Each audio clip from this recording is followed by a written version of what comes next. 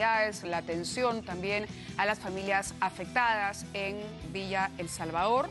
Esto a lo largo del programa. Tenemos un equipo ahí instalado que estará informándonos y tendremos que interrumpir, por supuesto, el programa para cubrir esta desgracia que por lo pronto viene cobrando 3 vidas. Nuestra solidaridad para todos los afectados y ojalá una vez más que tengamos una lección aprendida que sirva para que estas cosas no sigan ocurriendo. Nuestra primera invitada es la excongresista Alejandra Aramayo y la hemos invitado porque analizábamos el hecho de que el domingo no va a ser un día cualquiera, vamos a elegir un nuevo parlamento en base a una decisión tomada por el presidente en circunstancias que el país seguramente no quiere volver a repetir. Un enfrentamiento entre el Poder Ejecutivo y el Poder Legislativo con una fuerza arrolladora, fuerza popular, que llegó a niveles pocas veces vistos. Realmente, ¿no? Las imágenes del 30 de septiembre van a pasar a la historia, las imágenes de los empellones, del cierre de la puerta, en fin.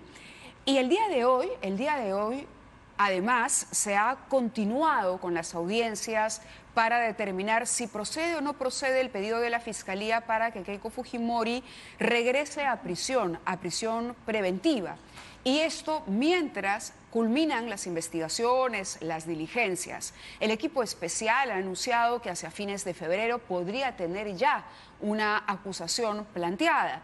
Pero lo cierto es que esta audiencia corre en paralelo con una campaña electoral también. Probablemente sea la audiencia más larga que hayamos visto recientemente en lo que tenemos de memoria. Se puso ya una fecha, es el 28 de enero, cuando sabremos si el juez toma la decisión dándole la razón a la Fiscalía o dándole la razón a Juliana Loza. Vamos a escuchar qué dijeron los protagonistas de esta última audiencia. Empezaremos seguro con el fiscal, luego la abogada de la señora Fujimori y conversaremos con Alejandra Aramayo aquí en los estudios. Un grupo que se forma no porque ellos se ponen de acuerdo expresamente, sino que se van haciendo favores entre ellos mismos, van formando una especie de, digamos, de hermano. Esa es la entrevista que le hicimos al doctor Pablo Sánchez, fiscal supremo. Vamos a hablar más adelante de él y de las repercusiones que tuvo la entrevista que nos concedió. Por favor, switchen un poquito de atención. Las declaraciones del fiscal José Domingo Pérez y la abogada de Keiko Fujimori, la señora Juliana Loza. No, en ninguno de sus componentes tan solamente se ha limitado al tema de la simulación sin que esto fuera elemento necesario o único para el delito de lavado de activos. Igual en el tema del peligro de obstrucción que tampoco se ha debido sustentar. O sea, decir que la señora Fujimori no tiene arraigo en el país porque supuestamente hay aportantes en el extranjero sin que haya un contacto indebido entre ellos no es suficiente. Decir que no tiene arraigo familiar porque supuestamente hubiera privilegiado el aporte a sus hijas es totalmente reprochable. Peligro procesal inexistente y en verdad tampoco la proporcionalidad. Yo esperaba una discusión en extenso del tema de proporcionalidad. No hemos limitado, el fiscal se limitó a 11 minutos y eso en verdad, ¿por qué? Refleja la carencia de sustento técnico jurídico para poder avalar ese presupuesto. Así que ¿Dirá Keiko Fujimori?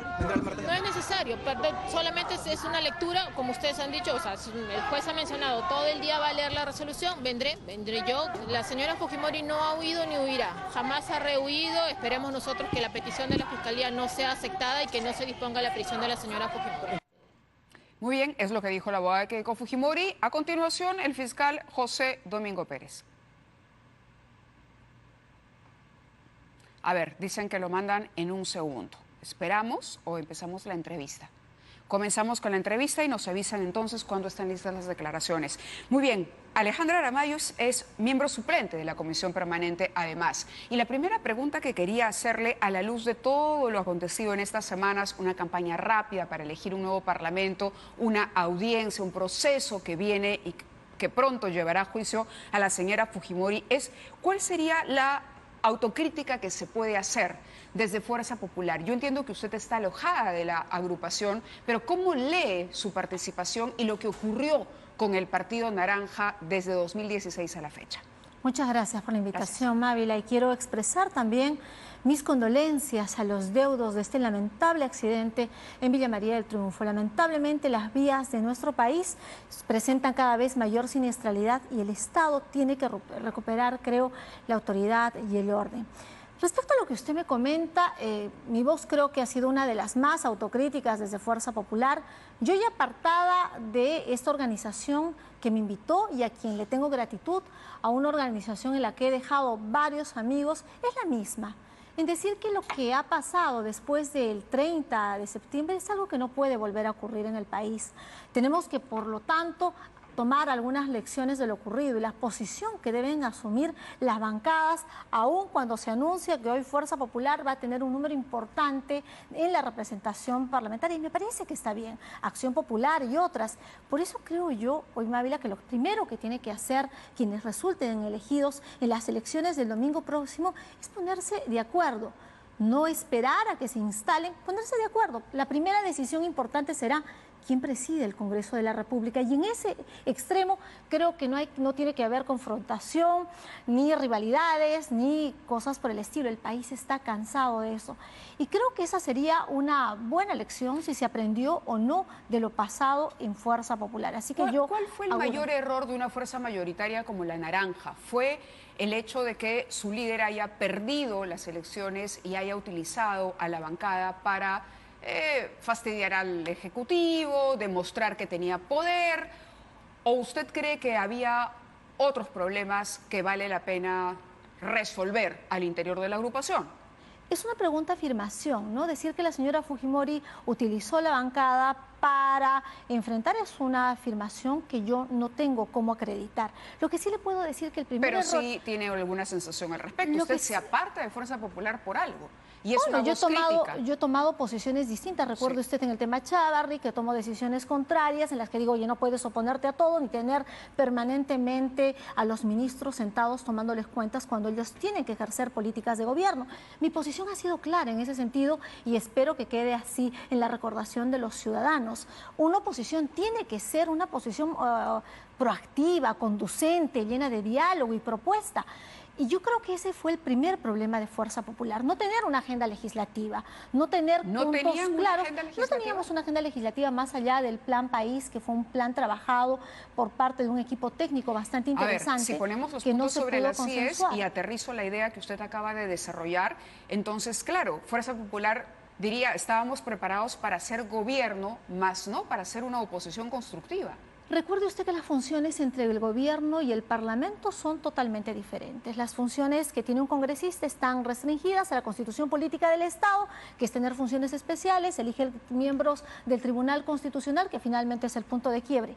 Era parte, reflexionemos juntas, era parte de Fuerza Popular o del Congreso de la República renovar el mandato a los miembros del Tribunal Constitucional, elegirlos, cuál era la mecánica.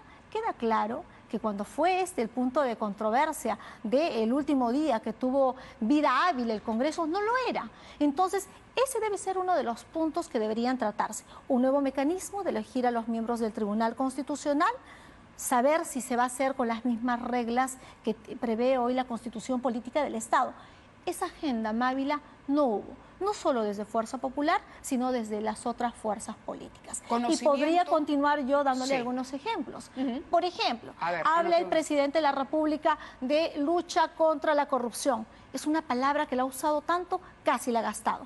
Hoy la Contraloría General de la República tiene 4 normas que están a punto de salir en condición de dictamen. Un nuevo sistema de control que te habla de definiciones, te habla de que cómo los funcionarios tienen que presentar, por ejemplo, declaraciones de intereses, que es algo que no está contemplado hoy. Hay toda una carga interesante que no se materializó en una ley. Si tú crees que eres el gobierno que va a afianzar la lucha contra la corrupción, ¿por qué no sacó un decreto el señor Martín Vizcarra?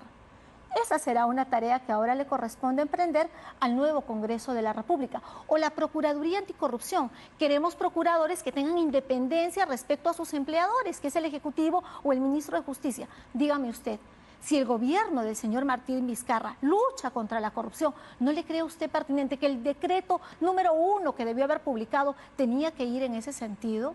Y podría mencionarle más temas. Por ejemplo, en el tema del sector privado, ¿Cuántas veces hemos hablado de la CONFIEP? Se le está procesando a la señora Fujimori por haber recibido aportes. Se ha dicho que regular es la vía para encontrar salidas y no prohibir. Escuché a María Elena León, escuché a la señora Elena Conterno, mire usted cuántas mujeres, a la señora Gronsheim, Ángela Gronsheim, a Cayetana Aljovín y otras más, que son mujeres poderosas en el sector privado en este momento, y todas han dicho hay que regular el sistema de participación y de vinculación del sector privado con el sector político. ¿Hay algo de eso? Yo creo que tienen que ser los primeros puntos a tratarse en una agenda legislativa en el mediano plazo. Algo de esto que yo le comento, nosotros lo habíamos trabajado en un grupo de más o menos 20 parlamentarios. Estaba Gilbert Violeta, quien saludo, sé que está delicado de salud, Úrsula Letona, de Acción Popular Paloma Nocé, de Edmundo del Águila, Mercedes Araos, no quiero olvidar Lourdes Alcorta, Miki Torres. De todas las bancadas, 20 parlamentarios nos sentamos a trabajar, Carlos Brus, una agenda parlamentaria que nunca vio la luz porque sobrevino el cierre del Congreso de la República. Pero la trabajaron cuando ya la crisis estaba instalada y el enfrentamiento ya era evidente. Cuando era tarde. Cuando era tarde. Y esa es parte de un mea culpa que hago hoy. ¿Por qué no nos sentamos a trabajar con la misma vehemencia, independientemente de si eran voceros o no, si tenían un cargo dentro de su organización? Era voluntad. En este caso podía ser voluntad más desesperación, porque nos ganaba el tiempo y veíamos un desenlace fatal. Pero creo que ese ejercicio de priorización de normas podría ser hoy valorado por los nuevos congresistas. Se dice que Fuerza Popular creía que el presidente no iba a tener las agallas para cerrar el Parlamento. Sí, claro, yo recuerdo a uno de los parlamentarios que no voy a mencionar y que decía, bueno, ya votamos en tal sentido, póngase los pantalones o amárrese los pantalones y disuelve el Congreso. Fue exactamente eso lo que hizo el señor Vizcarra. Y más allá de que haya afectado a algunos más o algunos menos, afectó la institucionalidad del país. Y eso tenemos que tenerlo hoy claro. Hoy hay un interregno que tú tienes concentrado el poder en el Ejecutivo, que legisla, que... Bueno, pero digamos que podríamos decir a favor del presidente que ha cumplido con los plazos para la convocatoria de elecciones y el domingo tendremos un Parlamento nuevo. Volviendo al tema de la señora Fujimori, sí. También a partir de 2016, poco antes, estalló el escándalo Lavallato. Y entonces el Perú vio descarnadamente cómo las propuestas políticas de muchos candidatos venían financiadas por poderes económicos, ¿no? Es decir, yo no sé cómo usted procesó, por ejemplo, el hecho de ver o escuchar a Dionisio Romero hablar de la entrega de una cantidad de más de $3 millones para la señora Fujimori, que evidentemente la comprometía en la toma de decisiones desde el Ejecutivo. Y no digo que este fenómeno haya sido solo contra Fuerza Popular, sino que muchas fuerzas políticas están hoy también en esa situación. ¿Cómo resolver ese tema y el asunto del financiamiento? Entonces, a la luz, por ejemplo, de este proceso, la pregunta es, ¿usted tenía idea? ¿Era una invitada más? Me imagino que me va a decir que no tenía idea. ¿Cómo finalmente se maneja al interior de la bancada naranja y del partido el impacto que tuvo Lavallato, por ejemplo? Mire, el tema de la posverdad que trajo consigo Lavallato afectó a las esferas mismas del poder de este país, ¿no? Y por supuesto, Fuerza Popular... Porque fíjese usted, hemos conocido cosas después de que se han develado secretos en Brasil. Nadie supo que iba a venir tal información y que iba a afectar de una manera tan cercana a las instituciones del país. ¿Por qué no zanjar con el fujimorismo en ese momento? Porque a nosotros se nos dio alguna información y se nos dijo lo que hoy se ha persistido en repetir, y conozco a la doctora Loz, es una buena abogada, en decir que a ella se le entregó dinero en algún momento, después que había un criterio de reserva. No estuve en la campaña del año 2006, tampoco en la del 2011. Yo fui invitada el año 2016. Correcto, pero en esa campaña también se registra simulación de aportes. Información, sí. Usted considera que la información que le han trasladado es cierta.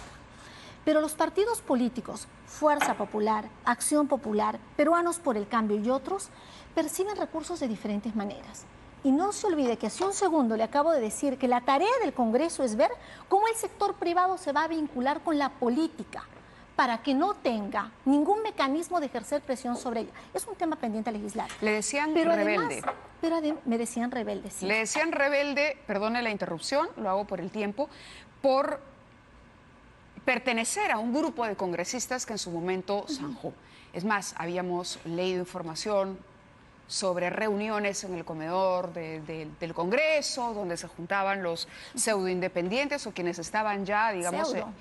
¿Perdón? Pseudo, no creo que ese... Pero es que finalmente no lo franqueaban, tenían un pie dentro y otro pie fuera, no fueron renuncias así abiertas como la de los Avengers en su momento, por ejemplo, ¿no? Entonces, por eso le digo, era como, te apoyo, hay que mantener una cierta lealtad, pero sabemos que esto va a un desenlace desafortunado y que estamos siendo arrastrados. Ese es el balance que le pido ahora y le pido que comparta no solo su experiencia personal, porque la considero parte de este grupo, que sé que está integrado por muchos, porque a nosotros nos llegaba información y nos decía gente descontenta en Fuerza Popular. No quiere venir, no quiere ventilar por lealtad, pero hay gente descontenta. Hay cosas que no se saben y en algún momento se sabrán, pero yo puedo decirle algo. Las cosas que nosotros sentíamos descontento, las hemos dicho. Y las hemos dicho en los espacios que correspondían, las reuniones de bancada. Se lo hemos dicho a la señora Fujimori, se lo hemos escrito a la señora Fujimori en diferentes momentos. Eso tranquiliza mi conciencia. Cuando en el Twitter alguien va y pone, dice, ¿esta señora por qué lo dice recién? Es porque no saben la historia completa. Pero la crítica no es válida si no es oportuna. El análisis post cualquiera es general después de una guerra. Se dijo, Mávila, en repetidas oportunidades. Y ciertamente yo, para muchos, me fui tarde de Fuerza Popular. Pero me fui cuando tenía, en mi opinión, que irme. El último día. Cuando, no fui la primera en huir. Yo fui leal en lo que pude a un partido que me dio la oportunidad de llegar al Congreso. La lealtad es un valor escaso en la política, pero creo que también uno tiene que ser leal a sus principios, a sus valores, al país por encima del partido. Y se dijo lo que se tenía que decir. Yo espero que los nuevos parlamentarios tengan de nosotros, y yo quiero instar a los congresistas disueltos, reunámonos con los que entran, hagamos algo así como una transición de información. En Arequipa hay actos de corrupción que merecen ser investigados, Majesiguas, la variante de Uchumayo y otros más. Cuando sean electos los nuevos parlamentarios, yo les voy a entregar todo lo que avancé del Parlamento, porque creo que lo que tenemos que hacer es colaborativos. Esa experiencia me queda a mí como un aprendizaje para toda la vida. Nunca mayor lealtad a nadie que no sea la que tienes con tus principios y con ¿Se ha sentido traicionada, entonces? No, yo le deseo a la señora Fujimori, a quien le tengo aprecio y no coincido con ella hoy políticamente, le deseo suerte, que le vaya bien, que encuentre justicia. ¿Legalmente cuál es su apreciación? Yo legalmente no voy a opinar porque creo que la doctora Loza es una buena abogada y sabrá defenderla, pero creo que la política tiene que transparentar. Es decir, no siente usted, no podría decir que hay evidencias para considerar que José Domingo Pérez tiene razón. A mí no solo me sorprendió, sino me defraudó saber que Fuerza Popular había recibido tantos recursos en campaña. Y la campaña que se hizo en provincias eran campañas ausentes de recursos, donde los militantes de Fuerza Popular pusieron de su peculio y sus recursos. Mucha gente cuando viaja a provincias dicen, oye, si se hubiese tenido la mitad de esos recursos, se hubiesen hecho campañas exitosas. Y le comento lo que me dicen en las provincias. Recuerde usted que los parlamentarios aportábamos 1.500 soles de nuestro sueldo a Fuerza Popular, un descuento por planilla que se hacía. Que esto era para pagarle a la señora Fujimori. No sé con qué sería con esos fondos porque nunca se nos rindió cuentas. Recuerde usted además de que los partidos políticos reciben recursos del Estado cuando ganan elecciones. Entonces los partidos políticos tienen recursos. ¿Cuál es la obligación de los partidos? Transparentarlos, desarrollar talento, ¿por qué no exigieron esa transparencia? Capacidades. Bueno, yo creo que eso es lo que le corresponde hoy a la clase política, al CEN, al nuevo CEN, sé que tienen nuevas autoridades partidarias, rendir cuentas, transparentar. ¿Saben los nuevos congresistas a qué temas se están metiendo económicamente? Dicen, yo quiero un parlamentario, nos van a dar carro. ¿Tienen carro? O sea, no tienen idea, ni en propuesta ni en forma, muchísimos de los parlamentarios a lo que se están metiendo. Entonces uno lo ve a veces con curiosidad, a veces lo ve con gracia, pero falta en el Estado peruano transparencia, predictibilidad para saber a qué hay que atenerse. Bien, vamos con el byte de José Domingo Pérez y la pregunta de conclusión para la excongresista Alejandra Aramayo. Nosotros nos reafirmamos, y lo digo a nombre de la Fiscalía, quien represento, de que se debe dictar la prisión preventiva contra Keiko Fujimori por el alto peligro procesal que significa para el desarrollo del proceso. Estamos en esta situación por una decisión del Tribunal Constitucional. El Tribunal Constitucional decidió anular las resoluciones de prisión preventiva.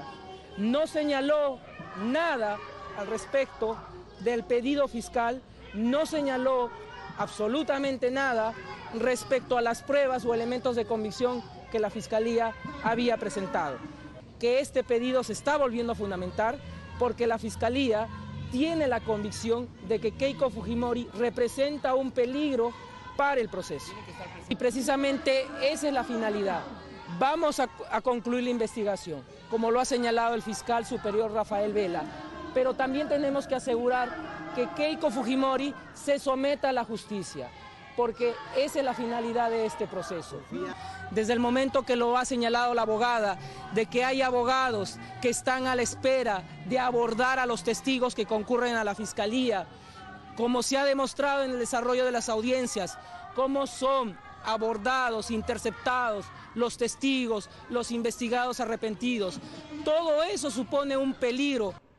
Última pregunta que quiero hacerle a Alejandra Aramayo desde, la independencia que la puede cobijar en este momento para poder responder a esa pregunta.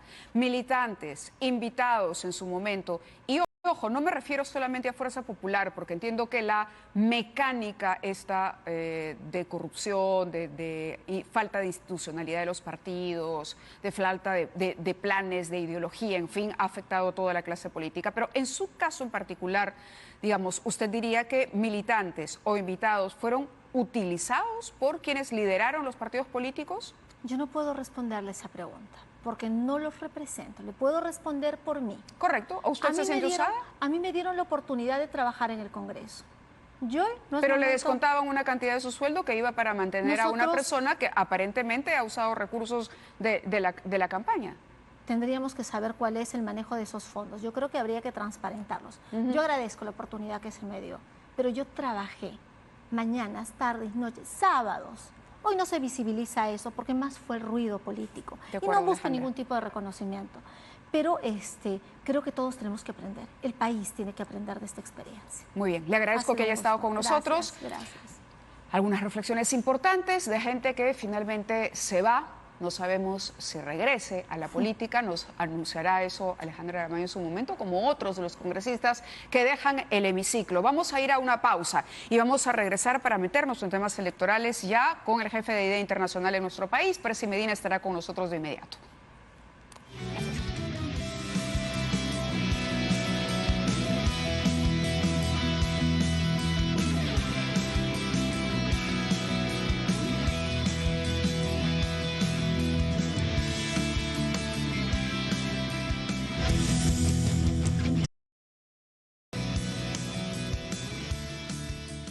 Muy bien, el jefe de IDEA Internacional en nuestro país, Percy Medina, está con nosotros porque han surgido complicaciones en esta campaña corta que él ha calificado incluso de tibia o fría, de tibia fría. Bienvenido, Percy, gracias. A veces casi helada, ¿no? Helada. Y cuando uno conversa con las personas, uno siente la desazón, porque claro, hemos empezado la campaña recordando que hay candidatos y candidatas... Congelada, textualmente. Sí. Hemos empezado la campaña recordando que hay candidatos y candidatas con procesos penales, gente con antecedentes, etc. Entonces, sí, eso también influye en el ánimo de la ciudadanía. Pero quizá este es el momento de pensar el vaso no medio vacío, sino medio lleno, y decir, así como hay personas con prontuario, hay también candidatos y candidatas de primer nivel y hay gente que hace esfuerzos y entonces hay que buscar entre las 21 opciones de partidos políticos que se presentan, cuáles son las organizaciones serias que tienen pensamiento, que tienen propuestas, que hacen el esfuerzo de reunirse, de construir agenda. Claro, y yo creo que hay que diferenciar lo bueno de lo malo y votar por lo bueno. Sí, la exhortación que ha hecho, dice, no hay excusa para no buscar información y tener un voto más seguro. Pero al margen de la responsabilidad ciudadana, ¿pudo ser desde la organización una mejor campaña esta? visibilizar más las propuestas? ¿Pudo el tema del financiamiento, por ejemplo, ser un poco más flexible? Porque hemos llegado a un punto en el que prácticamente esta fiesta democrática que terminó convirtiéndose en un mercado, ¿no? Pero que en su momento, recuerdo elecciones de hace varias décadas atrás, en que el meeting, la participación ciudadana, la información, el spot más ingenioso, todo eso era parte de una campaña electoral. Hay que sacar las lecciones de lo que se ha hecho y no botar al bebé con el agua sucia, ¿no? Porque creo que está muy bien el ser crítico con partidos que han tenido problemas, han tenido dificultades, hay que ser críticos con la manera como se hace la política, pero cuidado, necesitamos partidos, necesitamos partidos fuertes, necesitamos financiamiento para las campañas porque no se puede hacer campañas sin un segundo y retomamos recursos, la conversación porque tenemos un enlace con un representante del Instituto de Salud del Niño en San Borja, información respecto a la explosión de este camión cisterna en Villa El Salvador. Me dicen el nombre, por favor, de la persona para poder presentarlo. Carlos Murillo. Lo escuchamos, señor Murillo. Adelante. ¿Qué tal, Mávila? Buenas noches. Buenas noches. Este es el reporte del Ministerio de Salud en relación a los heridos que han ingresado al Instituto Nacional de Salud del Niño, San Borja. Díganos, por favor. Alrededor de las 8:30 de la noche ha fallecido el menor Alejandro Pachas Ambrosio, de 9 años de edad. Bueno, lamentamos comunicar esta noticia. Los familiares estaban recibiendo el soporte por parte de nuestro equipo de servicio social y el acompañamiento que ellos requieren. ¿Cuántos otros niños permanecen siendo atendidos y la situación brevemente de ellos, por favor, para contextualizar la información? Durante el día hemos recibido a 10 menores de edad. Una niña falleció en horas de la mañana, no identificada, y los otros 8 niños se encuentran en áreas de cuidados intensivos aquí en nuestra institución. La mayoría tiene quemaduras superiores al 60% que afectan de todo su cuerpito. Muy bien, muchísimas. Tenemos que agradecerle la información, a pesar de lo que nos provoca, de la tristeza que nos genera tener que compartir con ustedes la muerte de un pequeñito, una vida más, por una tragedia que seguramente, como muchas otras, pudo evitarse. Víctimas absolutamente inocentes. Atención a las autoridades, atención a la ciudadanía que tiene la oportunidad de elegir, para retomar un poco la discusión con Percy Medina aquí. Percy, te escuchamos. Bueno, efectivamente, cuando vemos que ocurren cosas como estas, nos preguntamos también si es que las autoridades elegidas están cumpliendo o no sus funciones, ¿no? Y cuál es la responsabilidad de nosotros como ciudadanos al momento de elegir, porque estamos poniendo vidas en manos de personas que toman nuestras vidas, nuestros destinos, nuestra familia, delegándole vecinos, la organización, la administración y las decisiones en estas personas por las que vamos a votar o no. Y entonces es muy importante recordar que no hay que votar por caras bonitas, por palabras fáciles, sino por gente responsable, gente que tiene una visión, gente que tiene una trayectoria, ¿no? Preguntarse a la hora de votar por candidatos y candidatas qué han hecho antes, qué experiencia tienen, qué aportan, qué seriedad, qué equipos hay detrás de estas candidaturas. Hay que recordar que en el Congreso los parlamentarios y parlamentarias no actúan solos. Ni siquiera pueden presentar un proyecto de ley a título personal. Necesitan hacerlo en el marco de una bancada, de un grupo parlamentario. Entonces necesitamos buscar también solidez en los equipos. Es decir, que los partidos que están detrás sean organizaciones que puedan plantear un conjunto de cosas armónicas y que sean capaces también de llevar a cabo una agenda parlamentaria que pueden negociar con otros, ahora, etcétera. Hay un problema inmediato por atender, que incluso en la discusión que tenía en portada no termina de zanjarse. ¿Cómo hacemos, Percy, para que a estas alturas de la contienda estemos condenados a que todavía estén en una lista, ¿no?, como candidatos al Parlamento, gente que tiene antecedentes de violencia familiar, que tiene investigaciones judiciales abiertas y que se haya sacado a personas que se olvidaron de reportar que le regalaron el carro a la hermana?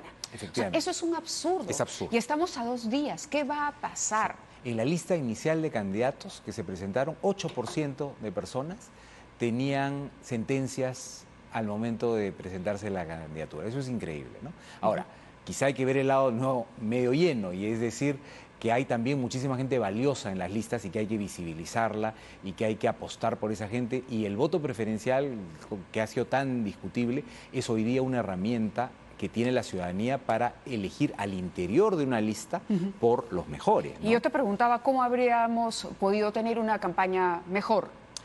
Yo creo que hay que hacer varios ajustes, evidentemente. Algunos ya se venían discutiendo. Sí. En materia del financiamiento, por ejemplo, lograr que sea mucho más transparente. Yo creo que hay que dar el salto ahí a tener un financiamiento de rendición online, como tienen, por ejemplo, México, Chile, Colombia, ¿no? Que podría ser incluso para los propios partidos la cosa más fácil.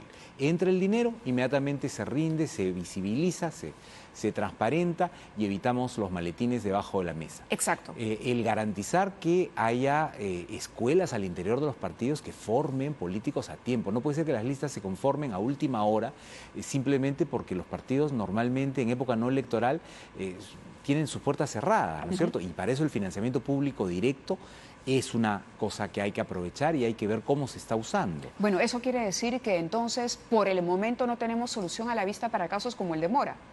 Bueno, quizá las soluciones no son de corto plazo, pero hay que aprender lo que hemos visto en este camino para en la elección de 2021 hacer las correcciones. Esos candidatos, muchos de ellos van a estar entrando, digamos, al Parlamento.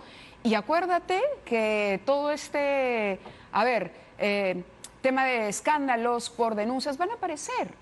Y entonces vamos a volver a decir, no hubo filtros. ¿El jurado es responsable de esto? ¿Hay una autocrítica que hacer ahí de parte del jurado electoral? La gente del Partido Morado decía ayer, pero el jurado no nos notificó muy tarde, ya el plazo estaba vencido. Sin duda hay que hacer ajustes a la información que está en la hoja en la ventanilla única, ¿no? La ley de ventanilla única debería ser más precisa y debería permitir que esa herramienta, que es una herramienta de información a los partidos, sea más completa. Pero también debería exigirse a los partidos que consulten la ventanilla única para todos los precandidatos. Si uno mira la cantidad de consultas que ha recibido la ventanilla única, es evidente que no han sido consultadas todas las candidaturas. ¿No? No. ¿En qué porcentaje dirías tú por el número, de esa consulta? no tengo la cifra, pero hay que pedírsela al jurado. El número de consultas no equivale a la cantidad de precandidatos que ha habido. ¿Eso es desidia o negligencia de los partidos? Sí, sin generalizar, en muchos casos debe serlo, ¿no? Entonces, bien, hay que ajustar para tener mejor información en la ventanilla, pero al mismo tiempo obligar a los partidos a que la consulten y responsabilizar a los partidos si es que hacen mal su labor de filtro, ¿no? Porque en el Perú uno no puede postularse como candidato independiente, es un partido el que tiene que postular y ese monopolio tiene que ser, digamos, compensado con el hecho de pero alguien tiene que asumir la responsabilidad de avalar una candidatura, ¿no? En Colombia, por ejemplo, existe esta figura de la silla vacía que se ha desarrollado bastante bien y en el Perú, a pesar de que se discutió y hay una ley al respecto, en fin, se tendrá que discutir cuando se discute el tema de inmunidad también, cuando un congresista o una congresista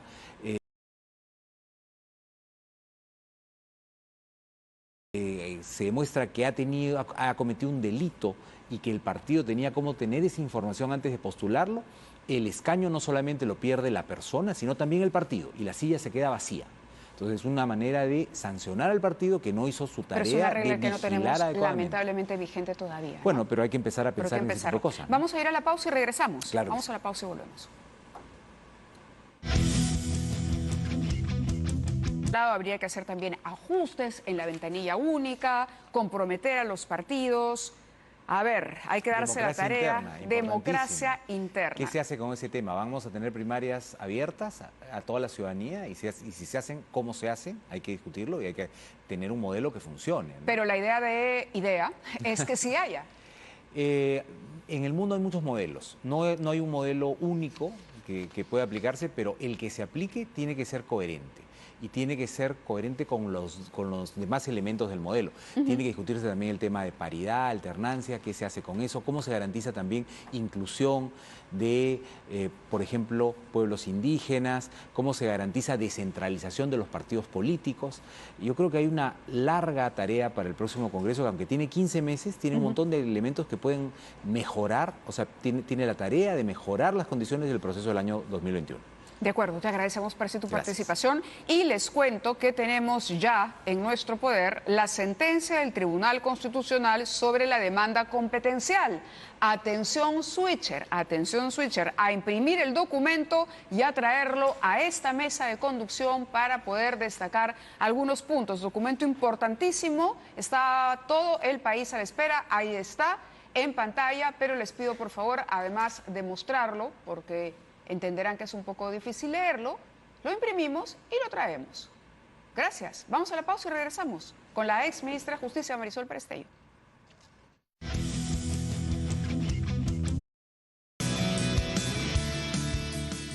Muy bien, Marisol Perestello está con nosotros. Ella ha sido ministra de Justicia, también es dirigente del PPC, pero hay un tema en particular que queríamos abordar, Marisol, a propósito de lo ocurrido hoy en Villa El Salvador y que hablamos esta tarde después de haber concretado ya la invitación al programa. Por favor, te escuchamos. Bueno, primero manifestar mi solidaridad, nuestra solidaridad y profundo dolor por lo que están viviendo tantas familias peruanas.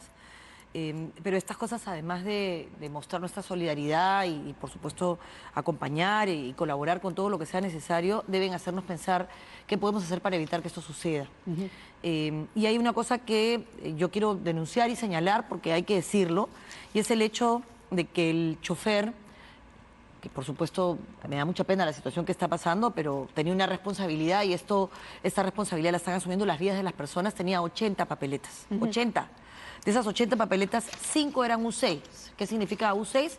Esto se da por prestar transporte de mercaderías sin las debidas regulaciones o seguridades. Y eso no le da puntos, porque en este país el sistema de puntos que recoge la ley 29365 se aplica solo para tránsito, no para transporte.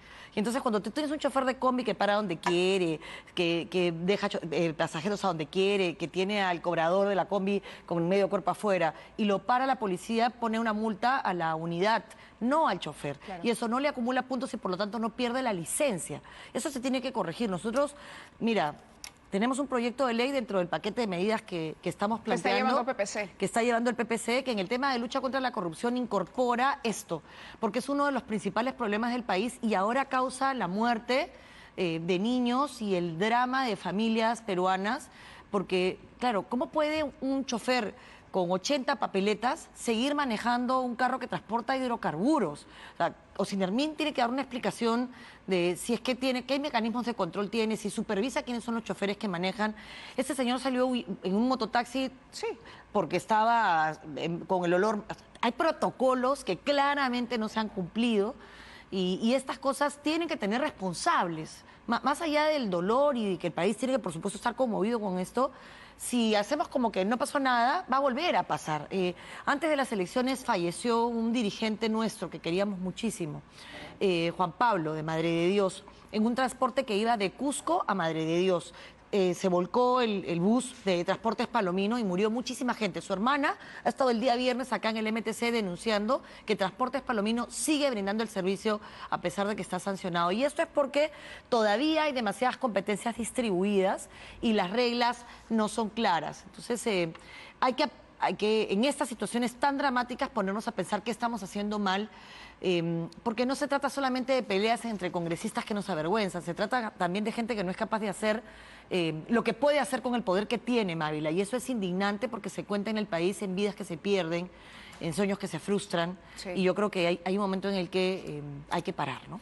Dicho esto, quería aprovechar la presencia de Marisol Perestello porque ya tenemos aquí, lo habíamos anunciado, el documento con la sentencia del Tribunal Constitucional sobre la demanda competencial y me parece que lo que tengo en mis manos es el voto del magistrado Sardón, la justificación y los argumentos del magistrado Sardón. Acá hay 4 puntos que me gustaría comentar y esto es importante porque finalmente hablamos de la decisión estaba tomada, la votación ya se había ejecutado, realizado, pero iba a ser importante ver el tema de los candados. Exacto. Que se podía incorporar al tema de la cuestión de confianza.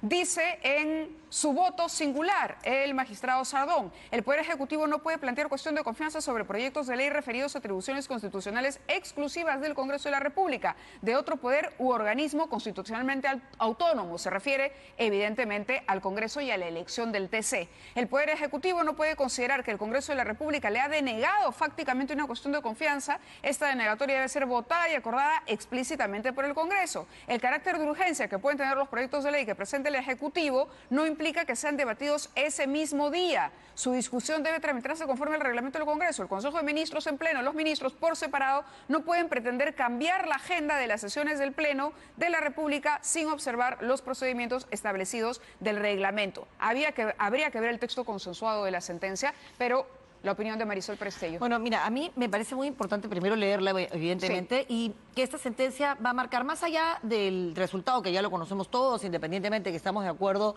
y que podamos criticar la sentencia, ya se ha tomado una decisión. Yo creo que tenemos que respetarla en un Estado democrático con un sistema tan frágil, además, que necesita consolidarse, y espero que eso suceda en los próximos meses.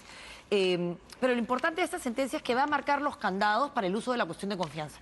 Porque lo que no se puede hacer es que el Ejecutivo adquiera facultades del Legislativo por vía de la cuestión de confianza. Es decir, hay también la posibilidad de que adquiera facultades delegadas y pueda legislar, pero eso tiene que pasar por una aprobación del Parlamento.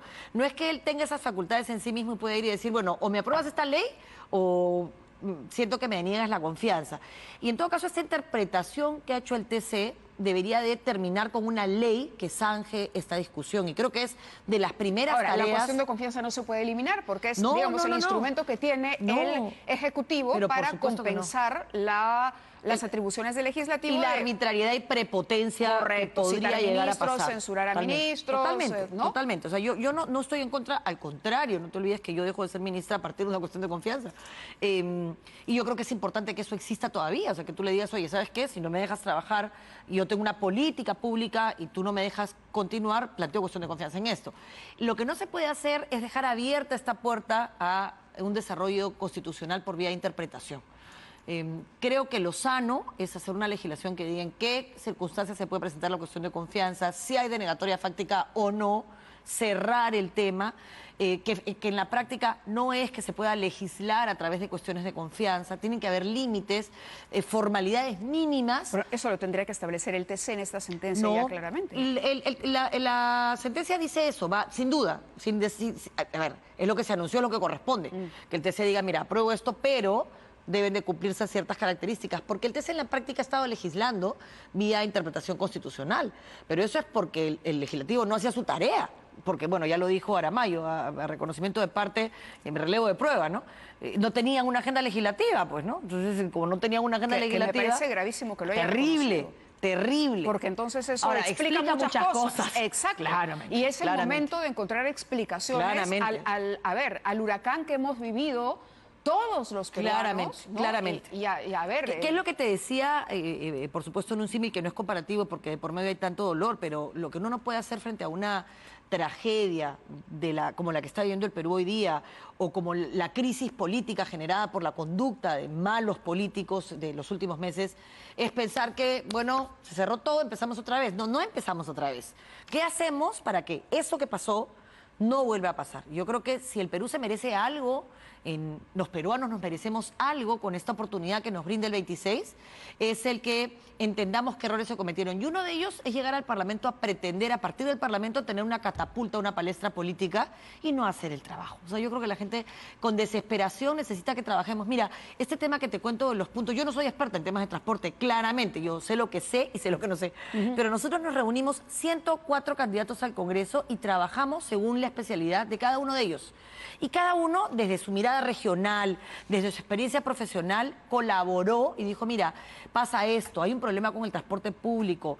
El caso de Madre de Dios, por ejemplo, de nuestro militante fallecido, que el Congreso que eligió candidatos llevó su nombre en homenaje a él.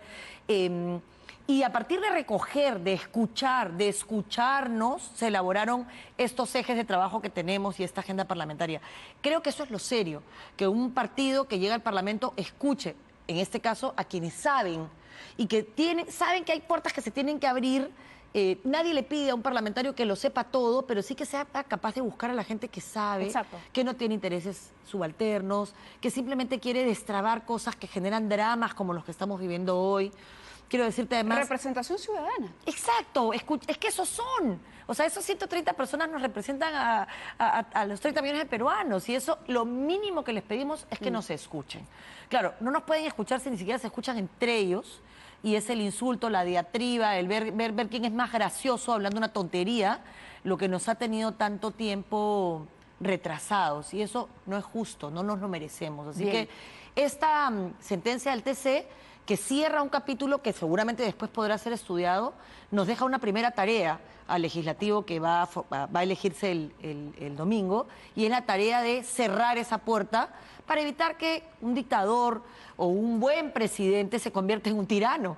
Y yo creo que el poder tiene que ser controlado, independientemente de quién lo detenta, ¿no? Más allá de los cariños, la ley es la que debe regir la conducta de los hombres. Y que haya un debate abierto, ¿no es cierto? Absolutamente. Eso sí es importante. Ahora, quería aprovechar, antes de que el tiempo nos gane, estos minutos, Marisol Prestello dice, hay gente en el sistema de justicia que no sirve para nada. Sí. ¿Quién no sirve para nada? A ver, la segunda parte fue, también hay gente muy valiosa. Correcto. ¿Quién no sirve para nada? Comenzamos. Y Nostroza, los Cuellos Blancos, el CNM, todos los que salieron. Sí, pero algunos ya no están, digamos. Todos usted los que ha dicho, salieron. hay gente en el sistema. Sí, Estamos, claro. el titular es en presente. Sí, a ver, hay todavía en la Fiscalía gente que tiene que explicar cómo llegó a dónde llegó. En particular, el que fue fiscal de la Nación. Chávar. Sí, en particular él. Pero digamos, no me corresponde a mí juzgarlo a él.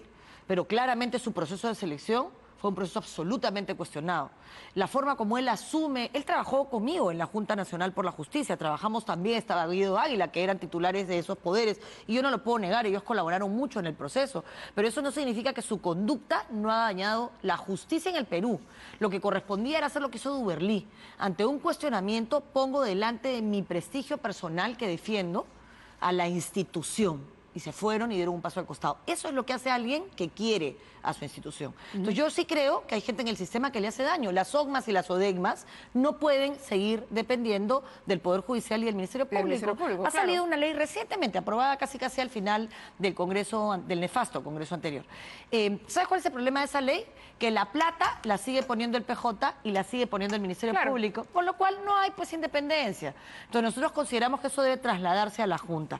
Es urgente, Mávila, que la gente buena del sistema de justicia, que la hay en todas partes, tenga los canales para deshacerse de esa gente que no sirve para nada, que se llena de plata, que es corrupta y que usa la oscuridad del sistema e intenta mantenerlo así para coimear. De acuerdo. ¿Cómo es posible que el Jurado Nacional de Elecciones haya tenido fichas de ventanilla única que decían que una persona no tenía sentencias cuando sí las tenía? Por eso, vamos a andar en el tema de la justicia, pero tenemos que hacer una última pausa y vamos a regresar con la polémica generada por una entrevista que nos concedió el fiscal supremo Pablo Sánchez, quien se refirió al avance de las investigaciones precisamente de aquellos que todavía, algunos, como ha dicho Marisol Prestello, están enquistados en el sistema de justicia. Regresamos.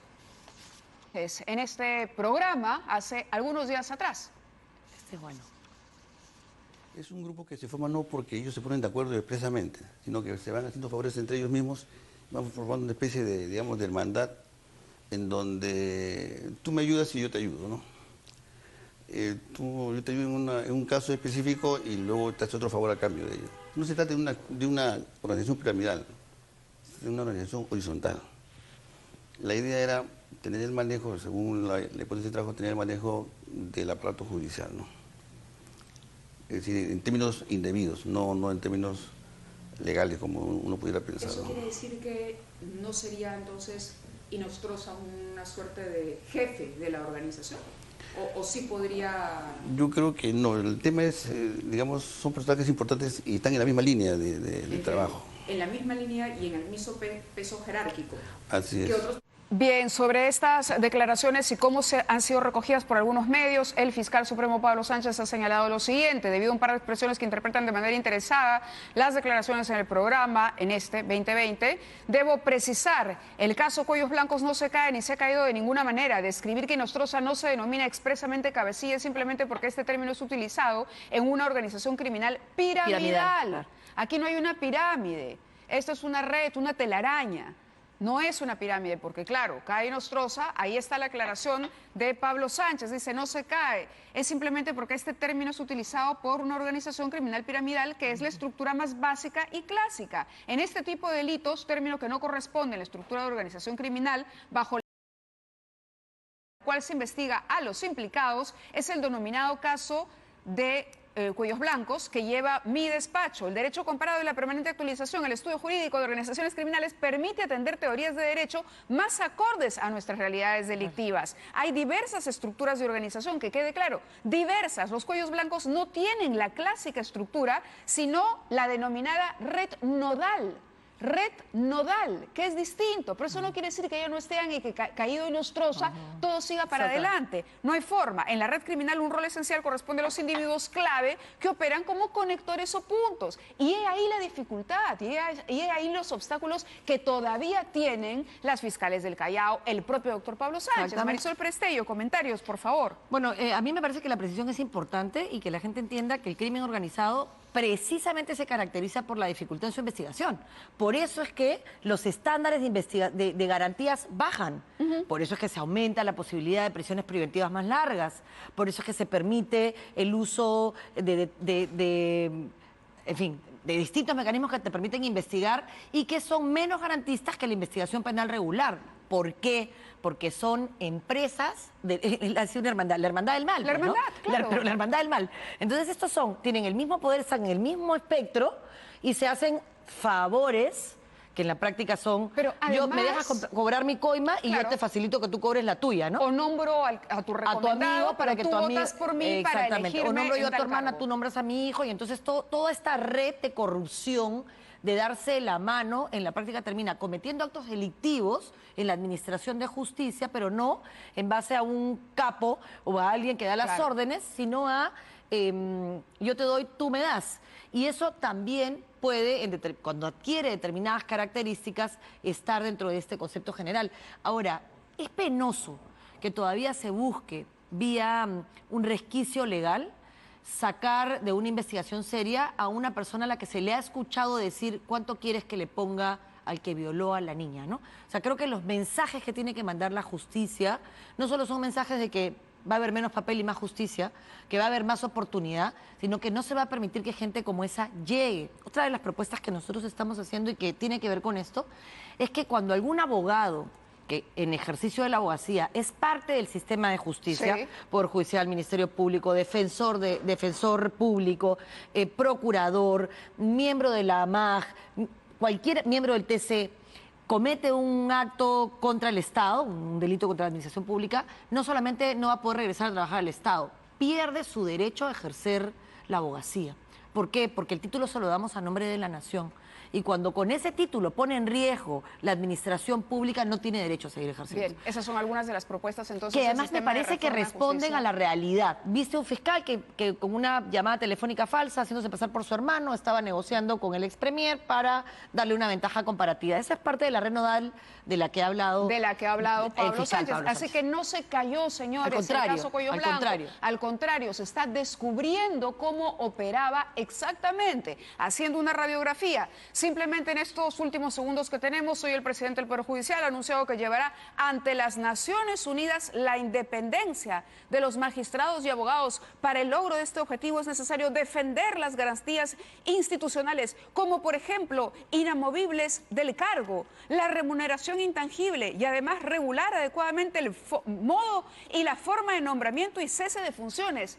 Pero lo que quiere el señor del Poder Judicial, el presidente del Poder Judicial, es él poner las reglas de juego para que siga perpetuándose, estableciendo sus honorarios, cuánto ganan, etcétera, etcétera, que es precisamente todo lo contrario a lo que acabamos de escuchar, que tienen que salir de ahí las oficinas de control. Y sobre el tema del Poder Judicial y la huelga y la famosa homologación, prepárense, porque este programa ha hecho una investigación profunda. ¿Cuánto gana realmente un juez?